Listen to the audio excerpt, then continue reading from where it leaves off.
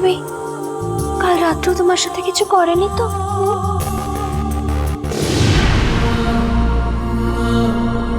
মানিকে তাহলে মা সত্যি আজ বাড়ি থেকে তাড়িয়ে দেবে? বেবি, বেবি কি হলো? কি করছো কি তুমি? বেবি, বেবি বেরো বাড়ি থেকে, বেরো। আজ অব্দি আমাদের ব্যবসার অনেক উপকার করেছো, কয়েকবার আমাদের প্রাণও বাঁচিয়েছো, তাই এতদিন আমি তোমাকে এই বাড়িতে থাকতে দিয়েছি। কিন্তু আজকে তুমি যেটা করেছো, তারপর এই বাড়িতে থাকার কোনো অধিকার নেই তোমার। ওই ভাতের হোটেলের মেঝেতে শুয়ে থাকার যোগ্যতা তোমার। তোমাকে আমি আলাদা ঘর দিয়েছি থাকার জন্য, তুমি কি করলে? আমার বেটার সঙ্গে সারা রাত এক বিছানায় কাটালে। হ্যাঁ, সাহস কি করে হলো তোমার? লজ্জা করলো না?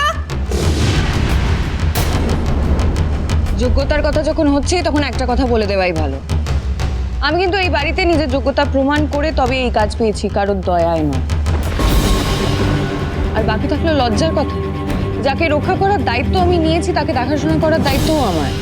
কালকে স্যারের যে অবস্থা ছিল তাতে স্যারকে একা রাখা ঠিক হতো, তাই আমি স্যারের সঙ্গে ছিলাম। আমি কোনো অন্যায় করিনি। চুপ!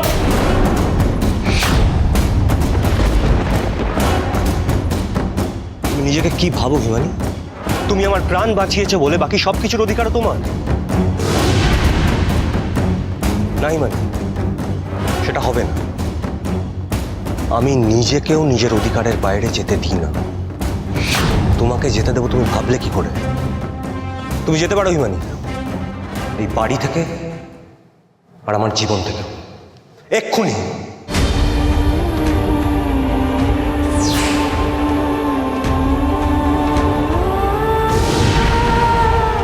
স্যার, আপনার প্রাণ বাঁচানো মানে শুধু আপনার প্রাণ নয়, আপনার সাথে যে মানুষগুলোর ভালো লাগা ভালোবাসা জড়িয়ে আছে তাদের কথা আমি কিভাবে অস্বীকার করতাম?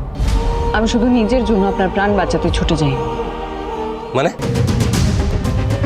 শোনোই মানি, কথার প্যাঁচে ফেলে চালাকি করার চেষ্টা করো না আমার সাথে।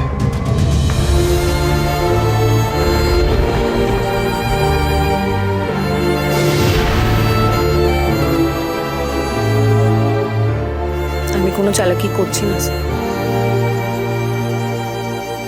আপনার কিছু হয়ে গেলে আপনাকে যে ভালোবাসে সেই কষ্ট পেত, আপনার মা কষ্ট পেত। আমি তো কোনোদিনও এই বাড়ির ক্ষতি চাইনি, তাই আপনাদের সবার কথা ভেবেছিলাম। অনেক ভেবেছো, আর ভেবো না। তোমার এই ভাবনার কারণে যত না আমাদের উপকার হয়েছে, অপকার হয়েছে অনেক বেশি।